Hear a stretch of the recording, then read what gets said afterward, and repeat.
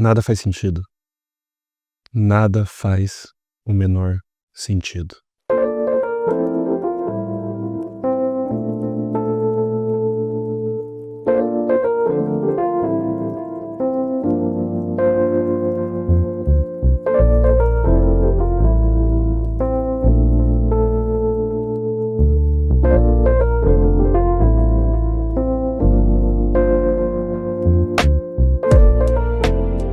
Fala, galera!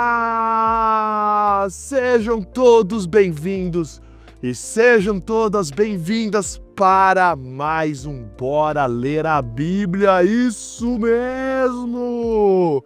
Começo de uma nova temporada, um novo livro, e chegamos neste momento em que tanto desejei, tanto almejei e busquei, que é ler e estudar juntos o grande livro de Eclesiastes. Isso mesmo, galera! Vamos ler e estudar o livro de Eclesiastes nessa nova temporada. Eu nem acredito que chegamos a este ponto depois de tanto tempo.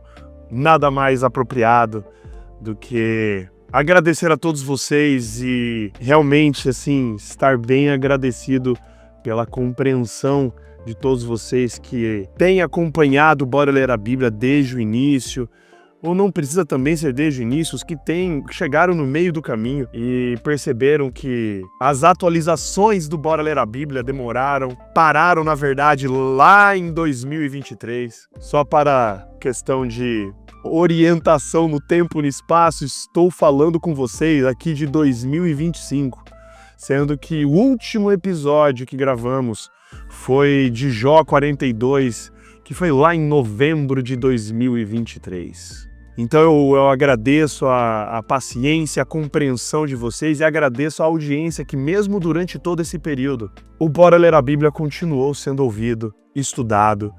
Eu recebi inúmeros elogios, inúmeras perguntas ao longo aí desse quase um ano e meio aí sem gravar nada. As pessoas continuaram ouvindo, continuaram estudando, e isso assim me deixa extremamente feliz. Não para minha honra e para minha glória, mas tudo para honra e glória de Deus, que me usou e tem me usado para aproximar vocês do texto bíblico de uma forma que talvez você nunca tenha se aproximado, né? Quem tem me acompanhado aí sabe que a minha abordagem no texto bíblico não é nada formal, porém eu acredito que tem sido de muita utilidade. Então fica aí o meu agradecimento para os bravos guerreiros e guerreiras que têm esperado arduamente debaixo do sol mais de um ano para essa nova temporada.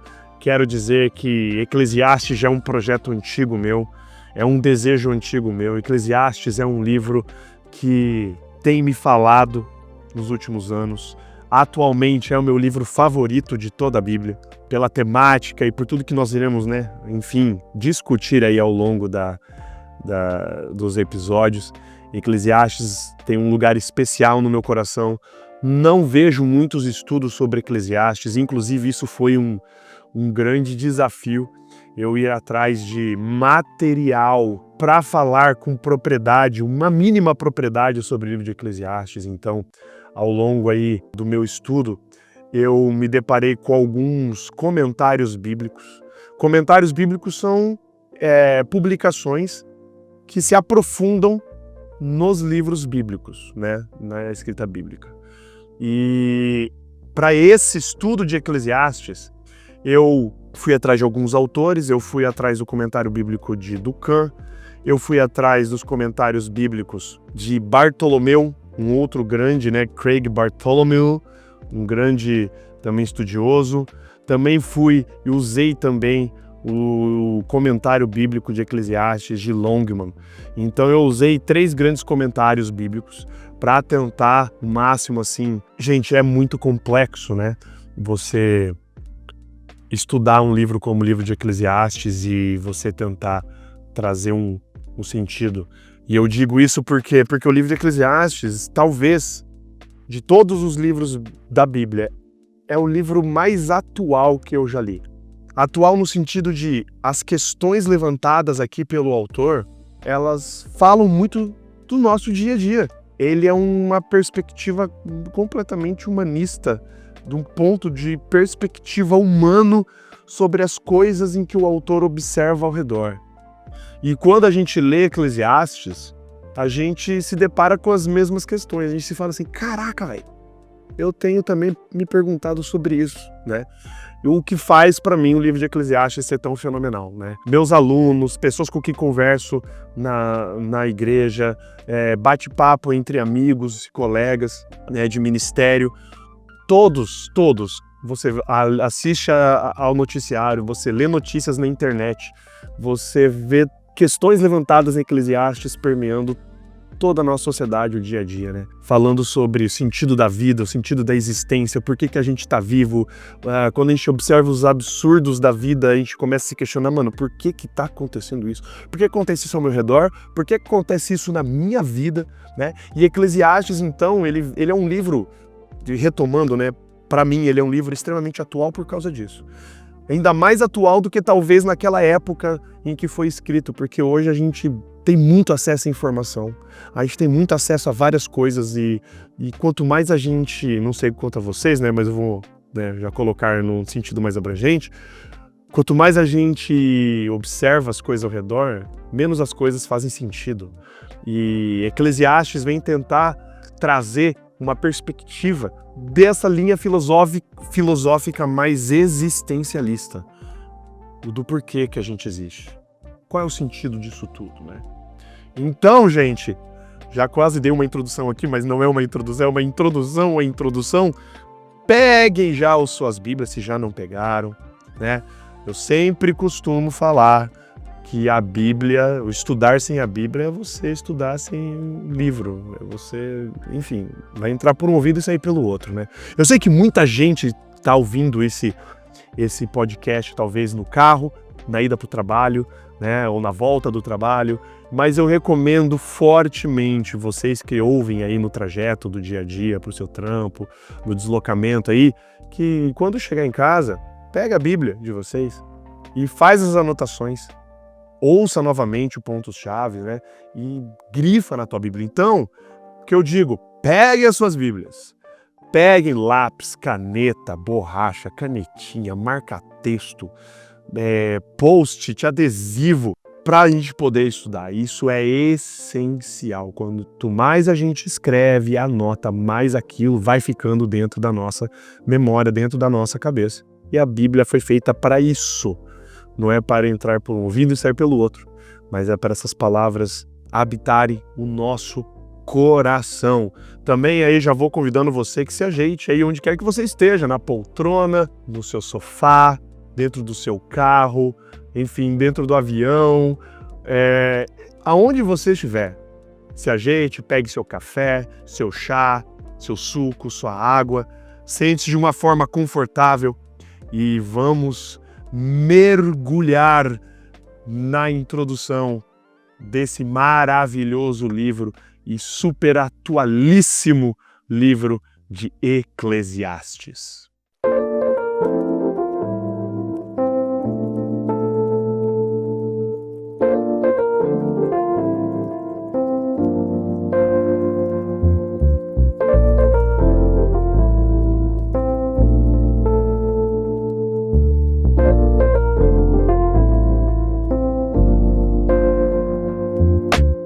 E para começar, vamos já mergulhando nas questões básicas desse livro. Primeiramente, a autoria. Quem escreve este livro?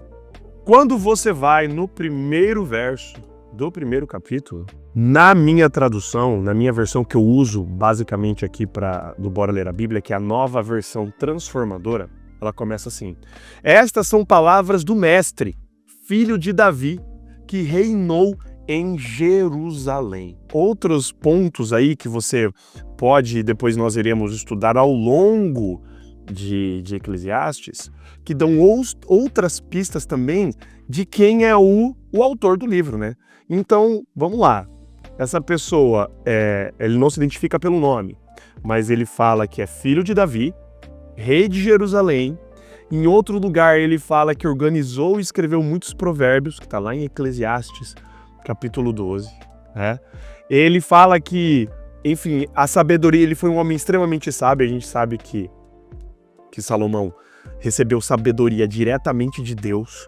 Então, assim, a autoria, apesar, gente, eu tenho que pontuar isso, que autores modernos, teólogos modernos discutem muito a autoria e questiona se realmente o autor foi ou não Salomão. Salomão, ele é o que bate os critérios quando nós estudamos Eclesiastes, que é o filho de Davi e que foi rei, sábio, organizou muitos provérbios. A única pessoa que bate todos esses critérios é o rei Salomão. Mas eu devo dizer que muitos autores e teólogos estudiosos modernos questionam essa autoria por diversos motivos que não valem aqui a pena para entrarmos na discussão. Tudo que você precisa saber é que eu, Gustavo, eu assumo também, né, como a grande maioria de autores, que a autoria do livro de Eclesiastes é de Salomão, tá bom? Salomão é o que escreve o livro de Eclesiastes. E o título Eclesiastes é um título meio estranho, né? A palavra Eclesiastes, né? Mas Eclesiastes, ele vem do termo hebraico que é o Kohelet, que significa a mesma coisa. Tanto Eclesiastes quanto o seu equivalente hebraico, Kohelet, significa aquele que convoca uma assembleia ou um pregador, um orador. Então a palavra, o nome Eclesiastes, o título do livro significa esse orador, o pregador, ou aquele que convoca uma assembleia para uma reunião. Então é como se Salomão estivesse agora convocando, ele se coloca o título de orador, de pregador ou de mestre, dependendo da tradução, como a minha tradução da Nova Versão Transformadora, a Nova Versão Internacional também coloca, né, do mestre. Esse mestre, então, esse Kohelet, ele está convocando essa assembleia, ou seja, você que está ouvindo, todos nós, para ele agora discutir as ideias dele. Então, o título remete realmente a esse pregador, esse orador, esse mestre, esse convocador dessa assembleia. E quando mais ou menos foi escrito, né? Nós não sabemos, não existe uma data definida de quando foi escrito o livro de Eclesiastes. Mas, quando a gente estuda o livro de Eclesiastes, quando a gente vê, nós já observamos, um retrato de um Salomão já idoso, um Salomão velho. Ele escreve basicamente no fim da vida dele, ele está refletindo sobre toda a vida dele, ele está olhando para trás no livro de Eclesiastes, observando os absurdos da vida, observando as incoerências da vida, e ele tem essa perspectiva já de um rei muito sábio e de um rei muito experiente, vivido. Ou seja, isso nos coloca antes da data da morte de Salomão, que é 931 a.C. Não tem como isso, se Salomão foi o autor, não tem como ele ter sido escrito posteriormente, 930, 929 a.C. Então a data é o fim da vida de Salomão. Acredita-se que Salomão viveu mais ou menos 60 anos, olha só, eu sempre imaginei que Salomão tinha vivido, sei lá, uns 80, 90, né, quase 100 anos de idade. Mas quando eu fui atrás de pesquisar, né, não existe muito, assim, detalhes sobre a duração da vida dele, mas autores chegam que ele viveu na casa dos seus 60 e poucos anos de idade. Então, em termos dos dias de hoje, ele morreu cedo, né? Hoje as pessoas vivem em 80, 90, 100 anos de idade. E Salomão, ele reinou em Israel por 40 anos, e acredita-se que ele viveu mais ou menos 60 anos de idade. E qual que é o tema, né? Sobre o que o livro de Eclesiastes fala? O livro de Eclesiastes, então, ele fala sobre, ele traz essa perspectiva, essa visão da vida, de uma perspectiva completamente humana. Por isso que talvez muitas pessoas tenham dificuldade de ler Eclesiastes, porque Eclesiastes, muita gente fala que é um livro pessimista, que é um livro que, por que ele está no cânon bíblico, por que ele foi admitido na Bíblia, né, lá atrás, porque é um livro tão pessimista. Tem gente que fala, nossa, eu terminar de ler Eclesiastes aqui, eu vou no canto, vou chorar ali 3 dias seguidos, né? Mas não, o livro de Eclesiastes, ele traz essa perspectiva de um rei, e a gente tem que entender, cara, que Salomão não teve uma vida, apesar de ter sido rei e sábio e tudo mais. Primeiro, ele vem de um contexto em que, cara, ele basicamente nasce como resultado de um pecado pesado que Davi fez, né? A gente vale lembrar que Davi abusa de Batseba, que não era a esposa dele, rei Davi, era a esposa de Urias, que era o comandante do exército dele. Então Davi, enquanto Urias, seu grande general, seu grande combatente, estava na guerra, Davizão estava de boas no palácio dele, onde ele não deveria estar na guerra junto. E Davi, então, observa um dia lá de cima do palácio dele, observa Batseba tomando banho, né? Davi cresce o olho, chama Batseba para o seu palácio, engravida Batseba. Mas depois, obviamente, esse pecado é descoberto, né? O profeta Natã, enviado por Deus, aponta o pecado para Davi. Esse filho de Davi com Batseba, o primeiro filho, ele morre. E depois, logo após a morte desse filho, que veio do fruto dessa traição e desse assassinato de Urias, que Davi também manda matar Urias no campo de batalha, né? E uma história extremamente pesada do rei Davi. Depois dessa morte desse filho, vem Salomão, né? Salomão, obviamente, conhecia essa história. Ele sabia de toda essa história. A mãe dele, Batseba, com certeza contou a história. Salomão deve ter ouvido essa história do próprio pai e de outras pessoas também. Então, assim, ele vem de um lar de dor. A história da família de Davi, os filhos de Davi, tem muitas histórias pesadas, né? Enfim, e Salomão, ele vem desse contexto de uma família extremamente conturbada, né? O passado assombra ele, agora com quase 60 e poucos anos de idade, ao escrever Eclesiastes, e passado vem assombrar ele. Assombrar no sentido dele olhar para trás e ver que muita coisa que ele viveu, não faz o menor sentido, do ponto de vista humano, né? E vale sempre relembrar isso.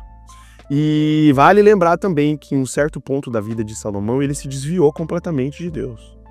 A gente vai lá para 1 Reis capítulo 11, a gente vê a história de Salomão. A gente vê Salomão casando com diversas mulheres, diversos reis. Ele fala aqui, né, em primeira, vocês não precisam abrir, mas se quiserem, em 1 Reis capítulo 11, ele fala assim: o rei Salomão amou muitas mulheres estrangeiras, além da filha do faraó.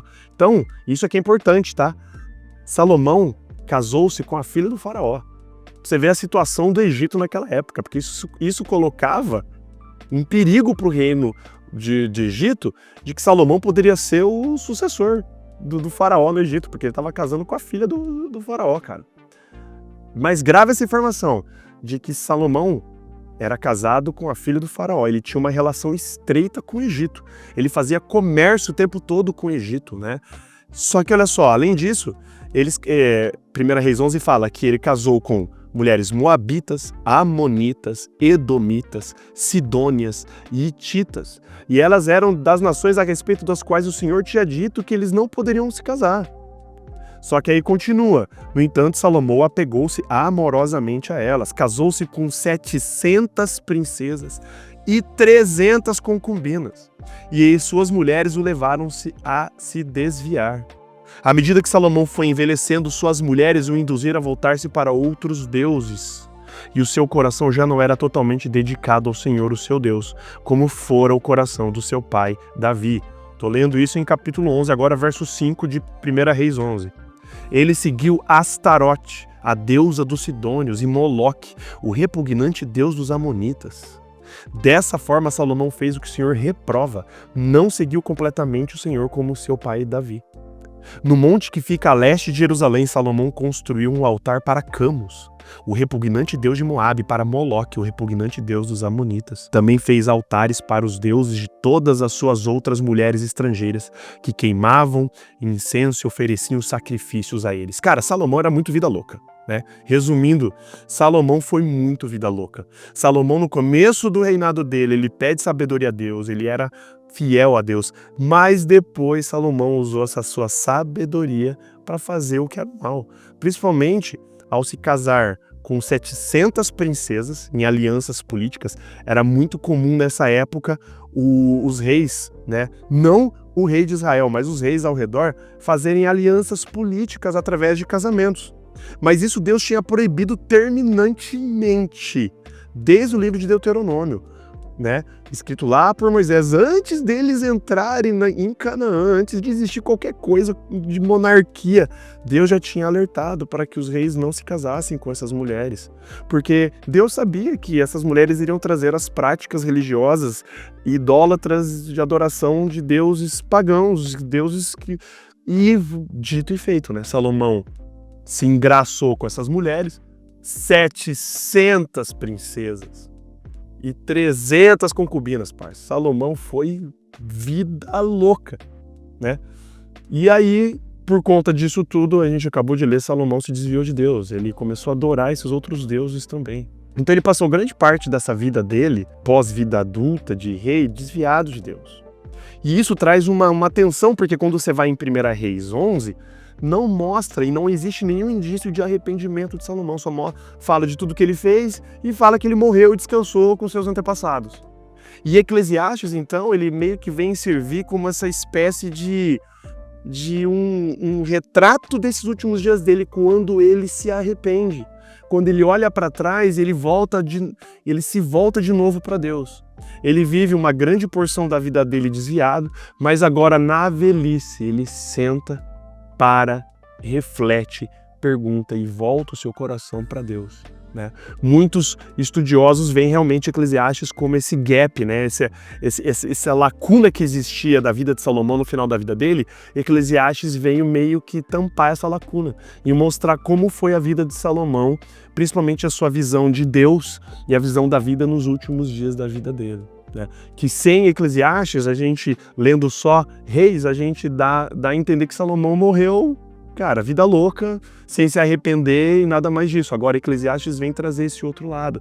Eclesiastes vem trazer preencher essa lacuna desses últimos dias da vida de Salomão. E esse livro, né, Eclesiastes, falando sobre isso, ele vem trazer isso de novo, né? Agora voltando, ele vem trazer essa perspectiva humana. Entender o propósito, o significado da vida, observando toda a dor, toda a injustiça e tudo que acontece. Rei Salomão aqui escreve e tenta fazer chegar a uma conclusão do sentido da vida. E se você já se perguntou e se pergunta qual é o sentido da vida, qual é o sentido da existência, o livro de Eclesiastes ele vem trazer essa reflexão.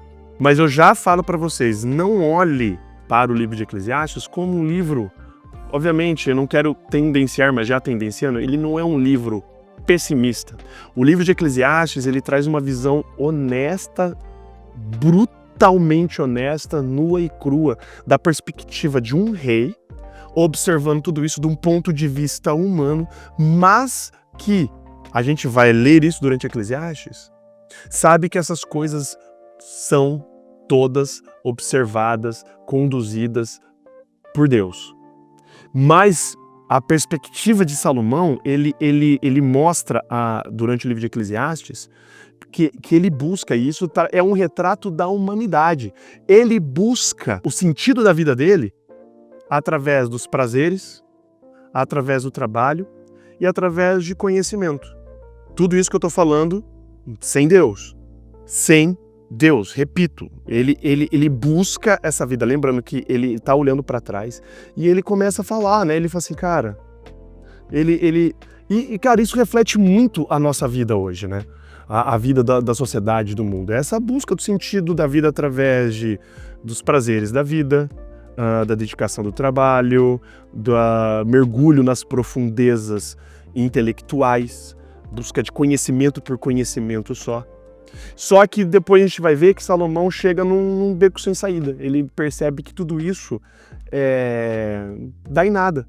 E ao ler as páginas de Eclesiastes, eu quero que você, leitor, leitora, ouvinte, chegue a essa mesma conclusão, que, beleza, existe a busca pelo conhecimento, pela sabedoria, né, a gente estudar e tudo mais. Existe o trabalho que nos dá esse sentido também de vida, de você poder produzir, de você criar coisas.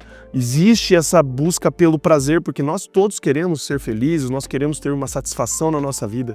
Mas tudo isso, a busca disso por isso mesmo, dá um beco sem saída, né?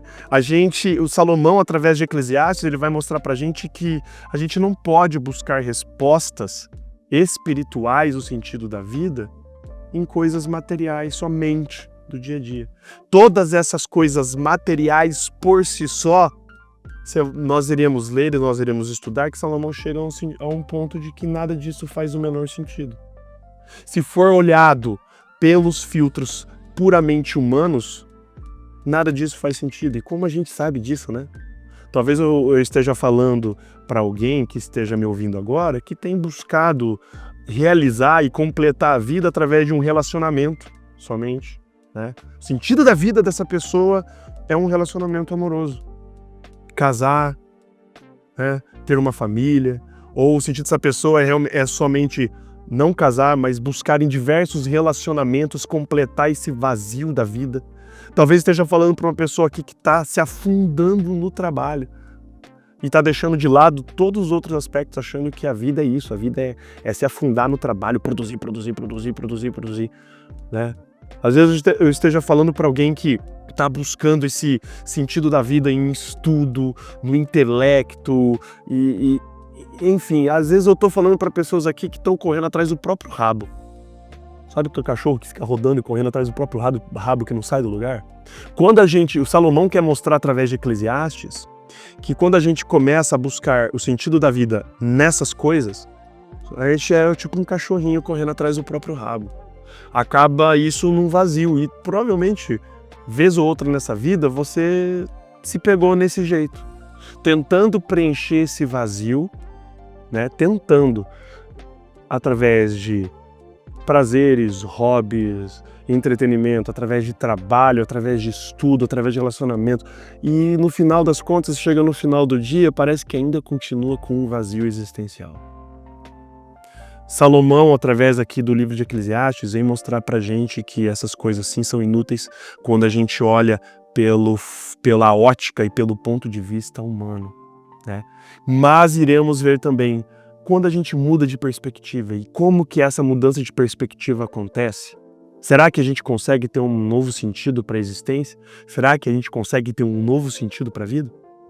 E é justamente sobre isso que eu convido você a acompanhar os próximos episódios, onde iremos ler e estudar o livro de Eclesiastes. Agradeço a todos vocês pela paciência, pela audiência nessa introdução e nos vemos no próximo episódio, onde iremos ler e estudar Eclesiastes, capítulo 1. Um grande beijo, um abraço para vocês, valeus e falous!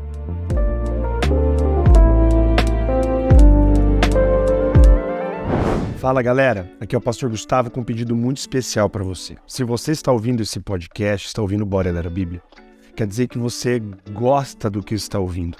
E já que você gosta do que você está ouvindo, eu peço, por favor, compartilhe o projeto do Bora Ler a Bíblia com quem você gosta. Às vezes você conhece alguém que não sabe por onde começar a estudar a Bíblia. Às vezes você conhece alguém que já desistiu de ler a Bíblia e não sabe como voltar e está precisando retomar o hábito da leitura. Enfim, o que eu peço para vocês é compartilhe esse projeto. Nós estamos nas principais plataformas de streamings. Estamos no Spotify, no Deezer, no Apple Podcasts, no Amazon Music, enfim, para você não perder nenhum episódio. Então, compartilhe, fale do projeto, divulgue nas suas redes sociais. e bora todo mundo junto crescer lendo a palavra de Deus. Bora ler a Bíblia. Bora?